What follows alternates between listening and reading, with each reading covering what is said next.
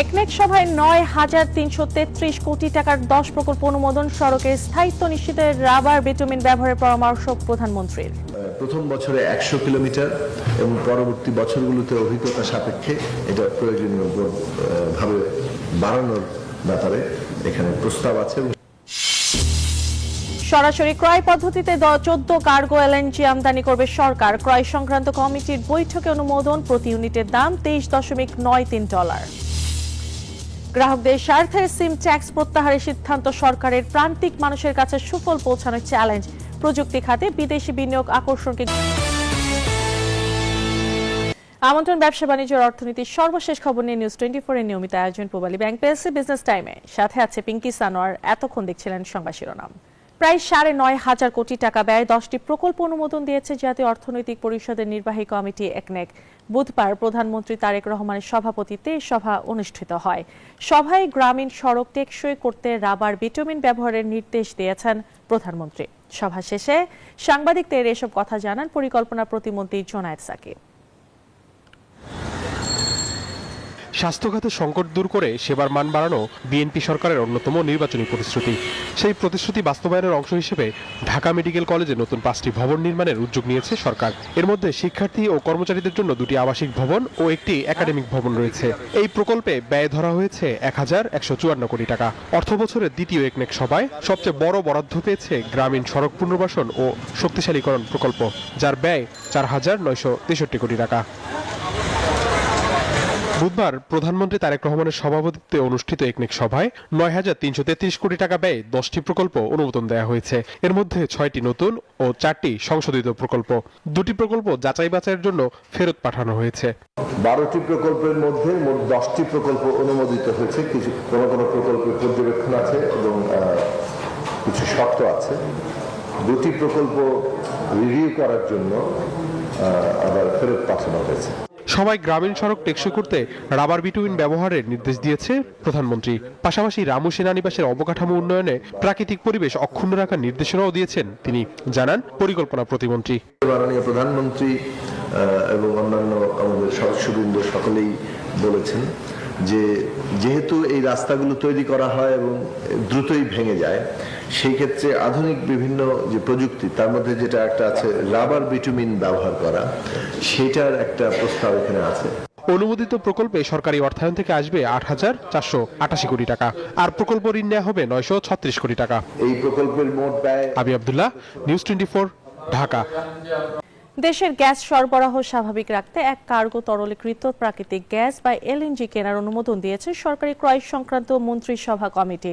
একই সঙ্গে রাষ্ট্রীয় জরুরি প্রয়োজনে সরাসরি ক্রয় পদ্ধতিতে আরও 14 কার্গো এলএনজি আমদানির অনুমোদন দেওয়া হয়েছে।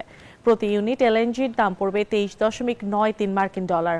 বুধবার শেরেবাংলা নগরে এনইসি সম্মেলন কক্ষে অর্থমন্ত্রী আমির খসরু মাহমুদ চৌধুরীর সভাপতিত্বে অনুষ্ঠিত সরকারি ক্রয় সংক্রান্ত মন্ত্রিসভা এবং অর্থনৈতিক বিষয় সংক্রান্ত মন্ত্রিসভা কমিটির বৈঠকে এসব সিদ্ধান্ত নেওয়া হয়।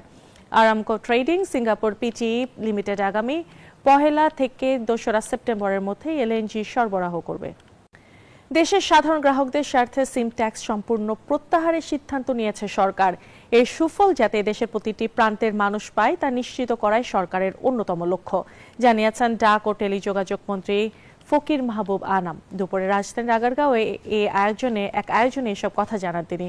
সংশ্লিষ্টরা বলছেন এই খাতের টেকসই উন্নয়নে বিদেশি বিনিয়োগ আকর্ষণ করা বড় চ্যালেঞ্জ। শুধু শহর নয়, দেশের প্রত্যন্ত গ্রাম এবং পাহাড়ি অঞ্চলেও মানসম্মত মোবাইল নেটওয়ার্ক পৌঁছে দিতে কাজ করছে সরকার। একটি মানবিক ও কল্যাণমুখী রাষ্ট্র বিনির্মাণে অংশ হিসেবে নেওয়া হয়েছে সিম ট্যাক্স বা সিম কর প্রত্যাহারের যুগান্তকারী সিদ্ধান্ত। রাজধানীর তেজগাঁওয়ে এক আয়োজনে উঠে আসে এসব কথা। বক্তারা বলেন, দেশের তথ্য প্রযুক্তি খাতের দ্রুত রূপান্তরে সবচেয়ে বড় বাধা প্রয়োজনীয় অবকাঠামোগত বিনিয়োগ। এই খাতে বিদেশি বিনিয়োগ আকর্ষণকে সর্বোচ্চ গুরুত্ব দিচ্ছে প্রশাসন। যার কারণে বাংলাদেশের অগ্রযাত্রায় দেশের অর্ধেক মানুষের হাতে প্রযুক্তি না থাকাকে বেমানান বলছে বিশেষজ্ঞরা। প্রধানমন্ত্রীর আইটি উপদেষ্টা রেহান আসিফ জানান, দেশের প্রায় 52% মানুষ এখনো অনগ্রসর ফিচার ফোন ব্যবহার করছে। A family to be really come together and work together to be successful, and that's our core intention. The minister and I, we are really trying to focus and work together to really take this industry to the next level. গ্রাহক সেবা আরো উন্নত করতে mobile অপারেটরদের প্রতি আহ্বান জানান ডাক ও টেলিযোগাযোগ মন্ত্রী ফকির মাহবুব আনাম। টেলিযোগাযোগ খাতের বিভিন্ন চ্যালেঞ্জ ও সম্ভাবনাময় সম্পর্কে আমার সম্পূর্ণ অবগত। আপনারা নিশ্চয় লক্ষ্য করেছেন দীর্ঘদিনের দাবির পরিপ্রেক্ষিতে সরকার সম্প্রতি সিম ট্যাক্স প্রত্যাহারের মতো একটি গুরুত্বপূর্ণ উদ্যোগ গ্রহণ করেছে। ডিজিটাল বৈষম্য কমিয়ে মানুষের দোরগোড়ায় সাশ্রয়ী প্রযুক্তি পৌঁছে দিতে সরকারের এই উদ্যোগগুলো দেশের টেলিকম খাতে এক নতুন দিগন্তের সূচনা করবে, এমনটাই প্রত্যাশা সবার। 2018 সালে রাজু মাহমুদ, নিউজ 24, ঢাকা।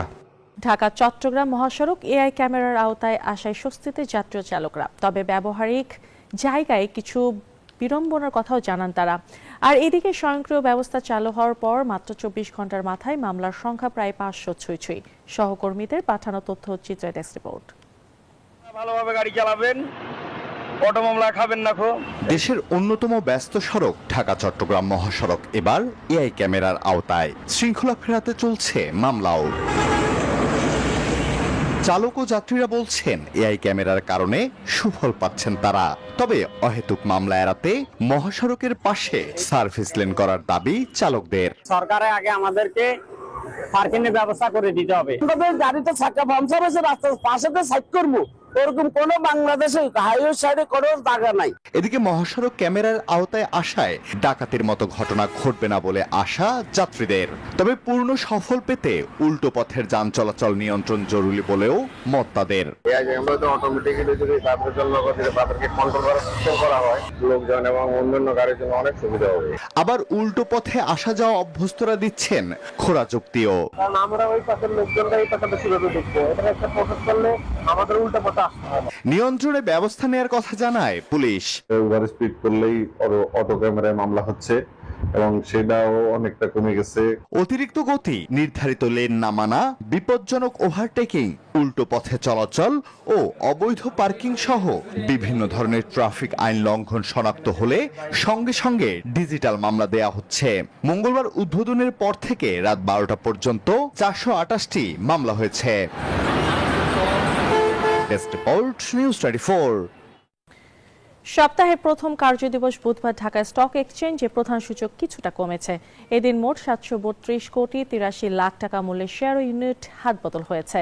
রবিবার ডিএসএক্স প্রধান মূল্য সূচক ডিএসএক্স 3.91 পয়েন্ট কমে 5769.97 পয়েন্টে অবস্থান করছে। এদিন ডিএসইতে মোট 399টি প্রতিষ্ঠানের শেয়ার ও ইউনিট লেনদেন হয়েছে। এর মধ্যে 140টির দর বেড়েছে, 198টির দর কমেছে এবং 61টির দর অপরিবর্তিত রয়েছে। লেনদেনের পরিমাণও উল্লেখযোগ্যভাবে কমেছে।